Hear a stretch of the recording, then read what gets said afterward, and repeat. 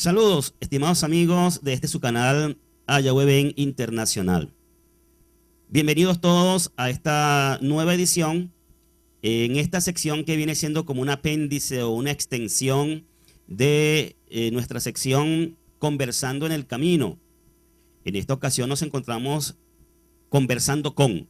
Hoy estaremos conversando con nuestro invitado del día, que es nuestro amigo Marcelo Benítez, mejor conocido dentro de la plataforma de COS TV y YouTube como Palabras, que es su nombre artístico, ¿no? Su marca personal, Exactamente, Palabras. exactamente. Bueno, mi amigo Marcelo y yo hemos compartido ya en distintos escenarios, somos compañeros de equipo en el proyecto de Melodía Network Radio. Y un detallito que mi amigo Marcelo no sabe y se lo voy a dar aquí de primicia, es que en mi cuenta Leo Gómez TV, en mi canal Leo Gómez TV, el primer canal al que yo me suscribí fue al canal Palabras. Ah, mire, No lo sabía, ¿verdad? increíble, ¿no? No lo sabía, la verdad que. Cuando llegué a COS TV, no recuerdo los detalles exactamente porque ya hace algún tiempo, pero el primer canal que prácticamente vi dentro de la plataforma fue este canal Palabras y me gustó y me suscribí. Es el primer, si entras a mi lista de canales suscritos, Suscriptores, sí, vas a sí. Ahí se puede encontrarte, ver. Sí, vas a sí. encontrarte al fondo, al final, como el primero de los Tal cual, canales. sí, sí, sí. Entonces, bueno, de ahí en adelante, no hicimos amistad de inmediato cuando me suscribí a tu canal. Nos conocimos ya teniendo yo algún tiempito más dentro de la plataforma. Y bueno, creo que de allá acá hemos venido haciendo una amistad y colaboraciones y compartiendo. Así que me da mucho gusto, en realidad, poder presentarles en el día de hoy a nuestro amigo Marcelo Benítez, quien nos da su saludo correspondiente. Hola Leo, ¿cómo estás? Un placer para mí recibir esta invitación y esta posibilidad de conocer un poquito más respecto a algunos temas que uno a veces incursiona de manera un poco este, sin ninguna preparación, pero incursiona porque en algún momento algo seguramente me debe atraer respecto a lo que es la palabra, la Biblia y demás. Así que bueno, estamos aquí para compartir contigo algo de tus conocimientos y nada, a Así es. escuchar. Fíjate que acabas de decir la palabra, ¿no? Tu nombre artístico, tu marca personal es Palabras, Palabras. sí, sí, sí, sí, Y del tema que vamos a estar conversando hoy, siempre uno se refiere a eso como la palabra. Y estamos tal hablando de cual. la Biblia, que yo prefiero llamar las Sagradas Escrituras. Vamos a estar conversando hoy con Marcelo en cuanto al tema de la Biblia, en vista de que en distintas ocasiones, desde que conocí el canal Palabras, vi que Marcelo mencionaba y siempre sigue mencionando a la Biblia y le hace preguntas a sus invitados en torno al conocimiento de la Biblia. Y pensé, bueno, en algún momento conversaremos Marcelo y yo sobre este tema de forma específica, porque en las entrevistas que hacemos regularmente no da el tiempo para ahondar o profundizar sobre eso. Así que hoy, estimados amigos, están invitados a participar juntamente con nosotros en este conversatorio sobre la Biblia. Y para ello vamos a pedirle a Marcelo que nos dé una breve reseña de cómo hace su primer contacto con lo que conocemos como la Biblia. Bueno, primeramente mi madre era de la familia, era una de las personas más religiosa, asidua e ir a la iglesia católica ella.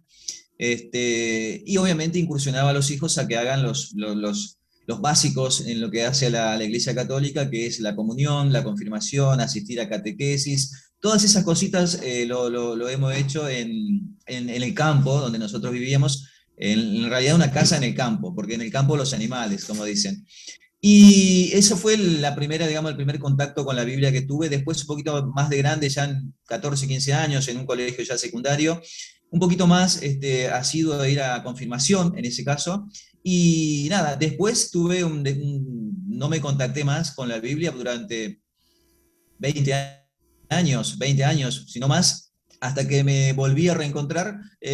Siempre lo cuento, en un programa, o sea, yo tenía un canal en YouTube que leía libros de desarrollo personal, que me lo habían sacado por el tema de los derechos de actor, que obviamente en su correcto derecho, digamos, pero bueno, yo entendía que yo lo leía de una manera para poder transmitir valor a las personas y que las personas a través de la educación podría obtener un mejor resultado a nivel general, ¿no? Entonces empecé a leer esos libros que yo consideraba que eran importantes, pero bueno, me lo clausularon.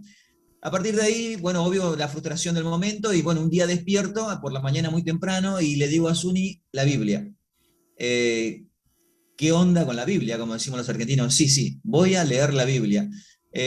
¿Por qué? Pero ¿por qué? Porque ¿quién me va a reclamar derecho de autor? Decía yo, y aparte es algo que yo venía con algo pendiente, ¿sí? Porque de repente vos lees Vender o Vender de Gran Cardone, es un libro bestseller, que yo sé que la gente lo busca y lo quiere escuchar de manera gratuita, pero tal vez si leo la Biblia no, porque la gente tiene ciertas reticencias a comunicarse con la palabra porque piensa que por estar en contacto con la Biblia ya es un religioso, o es un pastor, o es un obispo, y en realidad uno es un poco más espiritual y quiere conocer un poco más de la historia, ¿no es cierto? Y nada, empecé a leer la Biblia y la verdad que tuve una transformación, no fue la transformación que yo te podría decir, wow, fue esto, pero sí sentí una paz más conmigo mismo que con la sociedad en general. Es una comunión conmigo mismo, en donde me siento bien cuando hago las cosas que siento hacer, por más que a veces la pifeo, estoy equivocado, pero me siento muy bien. Creo que lo que me trajo eso, que no leí, yo simplemente leí 4 libros de la Biblia,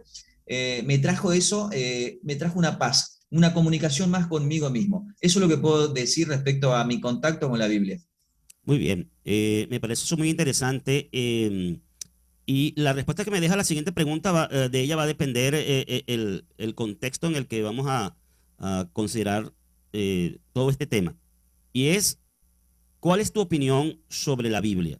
¿La consideras una obra literaria para el desarrollo humano, una obra hecha por hombres como una obra literaria, o la consideras como la revelación de un ser supremo que la gente llama Dios y palabra divina? ¿La consideras en síntesis palabra humana o palabra divina? ¿Qué es para ti la Biblia? Para mí es la manifestación de la palabra de Dios en comunión sí, sí, en comunión o en conexión con personas especiales elegidas por Dios para poder comunicarnos lo que Él nos quiere comunicar. No cualquiera, o sea, todos podemos escribir nuestras Biblias, ¿no? Pero las personas que escribieron la Biblia fueron personas seleccionadas, fueron personas especiales, entiendo yo, con un cierto grado de comunicación con Dios, y ellos fueron seleccionados para poder escribir las Sagradas Escrituras o la Biblia, ¿no? Después de que nazcan digamos, algunas acciones de algunos religiosos o pseudo religiosos en pos de algún tipo de conveniencia, ya es otro tema, es un tema del hombre. Pero en sí, la Biblia en sí, considero que fue escrito por personas en comunicación con algo especial, con algo que tiene que ver con Dios, y lo escribieron a través, fueron las personas elegidas para poder transmitir la palabra de Dios a través de un libro. Ok, muy bien, me parece muy interesante ese entendimiento. Eso quiere decir que estás de acuerdo con lo que es el concepto teológico de la inspiración divina de la Biblia o de las Sagradas Escrituras. Tal cual. Significa que estos fueron hombres, ciertamente los que escribieron la Biblia, no digamos la Biblia, ya te voy a explicar, o ya voy a explicar para todos la diferencia entre una cosa y otra. Los que escribieron las Sagradas Escrituras fueron hombres, pero para comunicar un mensaje que no era propio, sino el mensaje del Creador. Entonces, pues bien, eso me parece muy interesante porque dentro de ese contexto nos vamos a comprender mejor a la hora de disertar sobre algunos puntos específicos que espero el tiempo nos permita en esta edición de hoy. Y es en torno a que eh, digamos como el contexto religioso en el mundo en el que vivimos, así como otros ámbitos, viene siendo como líneas de pensamiento, viene siendo como corrientes, y dentro de las corrientes religiosas, pues el hombre se acostumbra a dejarse arrastrar por la corriente. Nos forman una educación religiosa desde niños y bueno, vamos aprendiendo como que por inercia a dejarnos llevar por lo que se va haciendo o se va convirtiendo en una tradición. Y muchas veces sin ni siquiera nosotros interesarnos en analizar. Y esta sección de Conversando con, así como también Conversando en el Camino, o tiene el propósito más bien de llamar a la persona a pensar, a que seamos seres pensantes dentro del contexto religioso, a no seguir una tradición a ciegas, sino analizar lo que realmente el porqué de las cosas. Entonces, una de las cosas que rompe los patrones es el hacer preguntas. Cuando estás formando parte de un grupo religioso, entonces, si no sigues la corriente, vas a tener preguntas, vas a tener dudas, y esas preguntas, por ende, necesitan respuestas. Y el factor para encontrar la respuesta, la base, la fuente de información para recibir esa respuesta no es otra cosa que la Biblia. Entonces, en ese sentido, nosotros, más que una presentación tradicional de lo que es el asunto religioso con relación a la Biblia, vamos a hablar en el término del conocimiento general y de lo que realmente son elementos de acerca del libro y de su contenido. Entonces, para eso, ya que nos mencionaste un poco acerca del trasfondo religioso, de dónde viene tu contacto con la Biblia, te pregunto, ¿tú tienes alguna convicción religiosa? ¿Te consideras formar parte de alguna religión? ¿O eres un libre pensador? ¿Eres cristiano? ¿Cómo te defines dentro del contexto religioso? ¿Perteneces a algún grupo religioso?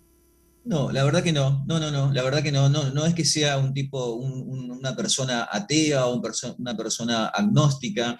Nací en un hogar donde la Iglesia Católica predominaba y nada, o sea, simplemente eso, pero lo que usted dice tiene mucha razón respecto a cuestionarse todo el tiempo, respecto a muchos temas, a muchas cuestiones también de la Iglesia Católica y de otras, ¿no?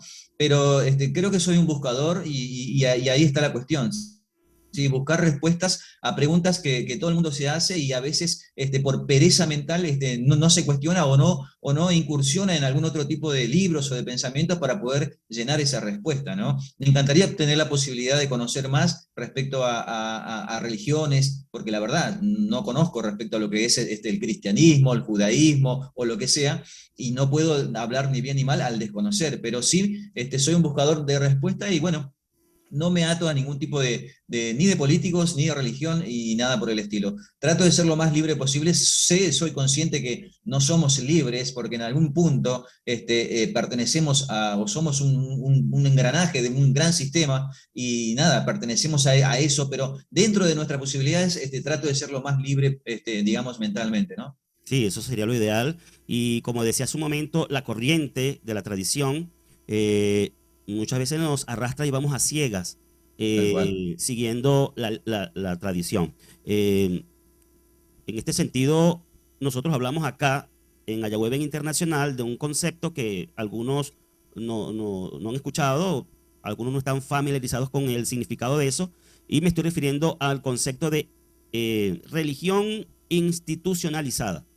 ¿Qué es religión institucionalizada? Bueno, son las instituciones religiosas organizadas por el hombre y que se hacen, así como los partidos políticos, una especie de ente rector y que establece normas. Las religiones son muchas, pero nosotros vamos a apartar las religiones que no tengan que ver con la Biblia. Nos vamos a centrar en los grupos religiosos que usan la Biblia, que tienen a la Biblia como libro de referencia. Entonces, en ese sentido, la religión oficial en nuestra sociedad latinoamericana, hispanoamericana, básicamente es la institución religiosa católica, ¿verdad? Y de allí se derivan otras instituciones religiosas que vienen de un movimiento llamado protestante o del protestantismo, que es una separación, el cisma entre la Iglesia católica, que se divide luego con la Iglesia ortodoxa rusa, griega, y también de ahí en adelante, entonces, a través de los reformadores, surge una cantidad de movimientos dentro de lo que viene a conocerse hoy día históricamente como el cristianismo. Entonces el cristianismo, estimado amigo Marcelo, no sé si sabías que existen miles de denominaciones que se definen como cristianas que no forman parte de un mismo colectivo, que no son parte de una misma iglesia, digámosle así. ¿Sabías eso? Que No, son no, no lo miles. sabía. Yo pensé que el cristianismo era uno El solo, digamos. cristianismo no es algo monolítico. El cristianismo está Ajá. compuesto de miles de denominaciones que se diferencian unos a otros y que lastimosamente hay que reconocer que regularmente se atacan unos a otros. Entonces, hoy, más que de religiones, que te preguntaba si pertenecías a algún grupo religioso, nosotros no nos identificamos o no mostramos esto que presentamos, nuestro mensaje, como una religión. Nosotros hablamos de una fe que, como se basa en el libro de la Biblia, llamamos fe bíblica. Si de alguna manera vamos a definir lo que nosotros profesamos, digo nosotros a Yahweh Ben Internacional, que significa es Asamblea de Yahweh Venezuela Internacional, si queremos definir qué es lo que profesamos, vamos a definirla en síntesis como fe bíblica. Nuestra fe está basada única y exclusivamente en el libro. Por eso te decía que era importante tu respuesta a cómo percibes el libro, porque para nosotros es el fundamento de fe, es la regla sine qua non, ¿me comprende? Es la que determina, es la que tiene la autoridad para determinar lo que es verdad, lo que es mentira, lo que es correcto, lo que es incorrecto. Y sobre esa base, entonces es que nosotros podemos expresar nuestro mensaje. Así que, bueno, ya avanzando en este sentido, nos correspondería hacer una especie de pregunta de diagnóstico, hacer un diagnóstico acerca de el conocimiento general de Marcelo Benítez con relación a la Biblia. ¿Qué sabe Marcelo Benítez? ¿Qué conoce Marcelo Benítez con relación a la escritura? Me dijiste que habías leído solo 4 libros de la Biblia, 4 o 5. Sí, sí, sí. No, sí, sí, leí la introducción, leí el Génesis, el Éxodo, Levítico, Números y nada, creo que esos fueron los 4 o 5 libros que inclusive lo tengo publicado. Porque yo hay una cuestión que me hago siempre es grabarlo para poder así, digamos, obligarme a leerlo, ¿sí? O sea, lo veo de una manera, digamos, también para transmitirlo. Porque siempre hay alguien que no le gusta leer y tal vez le gusta escuchar y puedo sumar en ese sentido. Bueno, te informo que esos primeros 5 libros de la Biblia son lo que en el idioma bíblico hebreo se conoce como la Torá. Torá se traduce como instrucción, enseñanza. Y bueno, esos libros que son Génesis, Éxodo, Levítico, Deuteronomio, ¿verdad? Números, esos 5 libros componen los escritos de Moisés, que son conocidos como la Torá. Y en hebreo se conoce como Bereshit, Shemot, Devarim, Bemidbar y Baikra, que es el libro de Levítico. Entonces, nosotros en este sentido, nuestro enfoque, que lo hemos expresado en distintos videos y no me da tiempo para explicar todo eso acá, hablamos acerca de volver a los orígenes bíblicos. Y los orígenes bíblicos tienen un esencial fundamento lingüístico. Algunas cosas, vamos a hablar de algunos detalles, Marcelo, que regularmente la gente desconoce. La gente habla de la Biblia como que si la Biblia fuera un libro de nuestra cultura, como que si la Biblia fuera un libro hecho por argentinos o venezolanos, para hablar de nuestras identidades nacionales, ¿no? La gente, cuando digo la gente, para referirme en términos generales, la gente piensa que la Biblia, por ejemplo, es un libro cristiano. La gente le atribuye a la Biblia una religión y la gente ignora que el cristianismo o mejor dicho, que la Biblia es mucho más antigua que el cristianismo. Entonces, la Biblia no es un libro cristiano, aunque lo usan los cristianos. La Biblia no es un libro que pertenece a un grupo religioso. La Biblia pertenece y es originada y es el libro de un pueblo. Entonces, en lugar de una religión o grupo religioso, realmente el contexto con las personas y la Biblia es originalmente de un pueblo. En el libro de la Biblia tú vas a encontrar la historia de un pueblo y si leíste aunque sea 4 libros de la Torá, pudiste haberte dado cuenta que hay un pueblo que se menciona ahí continuamente. ¿Sabes cuál es ese pueblo? No, ¿cuál? A ver. El pueblo de Israel, Ah, sí, a sí, los sí. hijos de Israel. Sí, sí, Entonces, sí. la Biblia, amigo Marcelo, es el libro del pueblo de Israel. Es hecho por autores hebreos, que es otro término que se utiliza para los israelitas. O sea, los israelitas eran hebreos. Y eso lo expliqué en la edición anterior más reciente de Conversando en el Camino, qué significa ser hebreo, por qué los israelitas eran hebreos, siendo descendientes del hebreo Abraham. Y bueno, ese contexto le da una propiedad a ese pueblo como referencia para todo aquel que se acerque al libro. Pero históricamente, ya después de tantos siglos, de historia, de existencia de la Biblia en el mundo, pues hoy la gente ve la Biblia y cree que ese es el libro de la Iglesia Católica o ese es el libro de la Iglesia Evangélica o ese libro que nos habla de Cristo y el cristianismo y están totalmente desconectados de un trasfondo muy importante de información con relación a ese libro. Entonces, ese libro es lo que acabo de decir, el libro de un pueblo, la revelación de un ser supremo, su relación con ese pueblo y con la humanidad en general. Entonces, paso a explicar lo que te dije hace un momento, que iba a ahondar en el punto de cuál es la diferencia entre lo que hoy conocemos como la Biblia y lo que son las Sagradas Escrituras. ¿Sabías tú que en ninguna parte de la Biblia se encuentra la palabra Biblia? No, no sabía eso. No. ¿Sabías tú No, no, no. que Jesús, su nombre hebreo, Yeshua o Yahoshua, nunca mencionó, por ejemplo, mis hijos, como llamaba él a sus discípulos, lean la Biblia? Nunca Nunca, dijo eso. nunca vas a encontrar eso en las palabras registradas en los escritos del llamado Nuevo Testamento. Lo que sí le dijo fue, escudriñen las Sagradas Escrituras. Escudriñen las Escrituras. O ustedes escudriñan las Escrituras. Entonces, realmente en la Biblia tú vas a encontrar que hay mucha referencia a las Escrituras, las Sagradas Escrituras. Jesús, el personaje histórico, se refería a los escritos sagrados como la ley, los profetas y los escritos. Y esa era la forma de el pueblo de Israel referirse a las escrituras. Nunca ellos se refirieron a la Biblia. No existía la Biblia, Marcelo, para los días de Jesús y sus discípulos. Lo que ellos tenían eran las escrituras hebreas. No existía tampoco, por ende, lo que hoy conocemos históricamente y manejamos y hemos leído mucho, que es el Nuevo Testamento. De hecho, ellos nunca llamaron a las escrituras Antiguo Testamento, que eran las que ellos tenían, las escrituras de lo que hoy llaman Antiguo Testamento.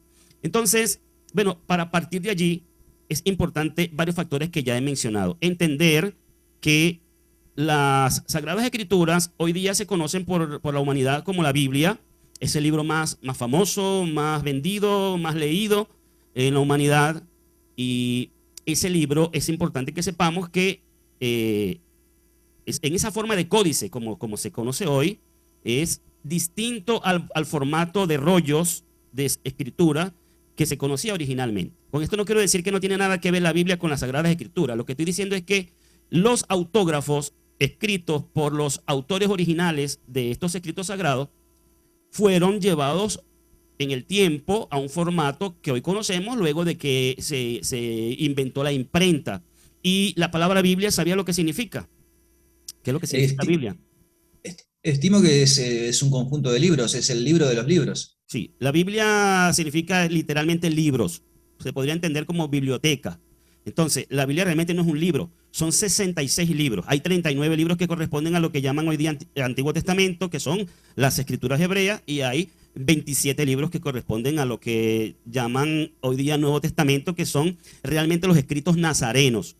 Porque también permíteme informarte que la forma en que se identificaban a sí mismos los discípulos de Jesús, de Yeshua, eran nazarenos. La sociedad judía en la cual ellos hacían vida, los identificaba a ellos como, por un lado, los del camino, era una de las maneras como lo identificaban la sociedad judía, y como secta, que la palabra secta en la Biblia no significa lo que hoy nosotros entendemos. Cuando yo digo secta, se tiene una connotación negativa en la sociedad nuestra, pero en la Biblia, la palabra secta se refería a una escuela de teología, a una escuela de enseñanza.